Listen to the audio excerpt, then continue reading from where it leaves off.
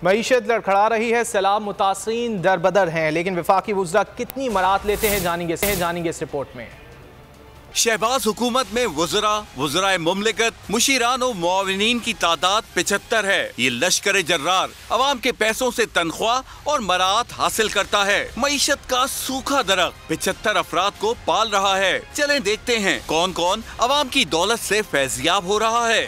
तो जनाब वफाकी काबीना, जी हाँ, वजीर आजम शहबाज शरीफ की काबीना 35 अरकान पर मुश्तमिल है। 13 जमाती हुक्मरान इत्तेहाद यानी PDM को खुश करने के लिए 7 वज़राए मुमलिकत भी मौजूद हैं। सिर्फ इतना ही नहीं बल्कि 4 मुशीर और 29 मुआविनीन खुसूसी भी शामिल हैं। मईशत के सूखे दरख्त पर पलने वाला ये लाओ लश्कर एक अय्याशी नहीं तो और क्या है, चलें ये भी जान लेते हैं। 22 करोड़ अवाम के पैसों पर पलने वाले वफाकी वज़राए मुमलिकत, मुशीरान और मुआविनीन कितनी तनख्वाह लेते हैं, क्या मुराद हासिल करते हैं।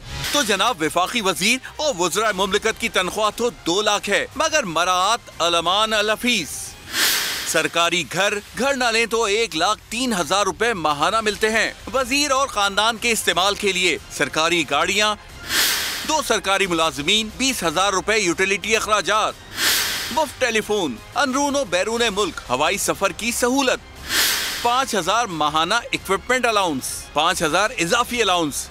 ये तो हुई जाती सहूलियात। सरकारी दफ्तर, अमला सब इसके अलावा है। मुआविनीन खुसूसी और मुशीरों को भी वफाकी वजीर या वजीर मुमलिकत का दर्जा दिया जाता है। अब जरा अंदाजा लगाएं, 75 अरकान का लाओ लश्कर बदहाल मुआशी मुल्क के लिए कितनी बड़ी अय्याशी है। वजीर आजम शहबाज शरीफ गरीब आवाम के लिए दुख का इजहार करते नहीं थकते, मगर इसके बावजूद भारी भरकम हुकूमती अखराजात 22 करोड़ आवाम के लिए सवालिया निशान हैं।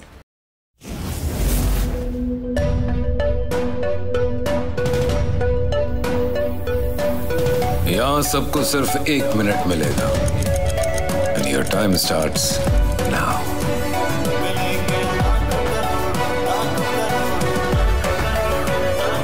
लाखों करोड़ों बस 1 मिनट में। जीतो 1 मिनट में, जीतो 1 मिनट में, जीतो 1 मिनट में, जीतो 1 मिनट में।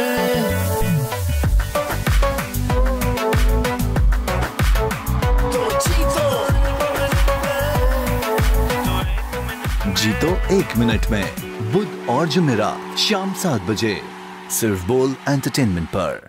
बोल एंटरटेनमेंट के शोज देखने के लिए हमारे चैनल को सब्सक्राइब करें और बेल आइकन पर क्लिक करना ना भूलें। सबसे ज्यादा व्यूज, सबसे ज्यादा रील्स और सबसे ज्यादा रेटिंग के साथ बोल अब भी नंबर 1 पोजीशन पर बरकरार।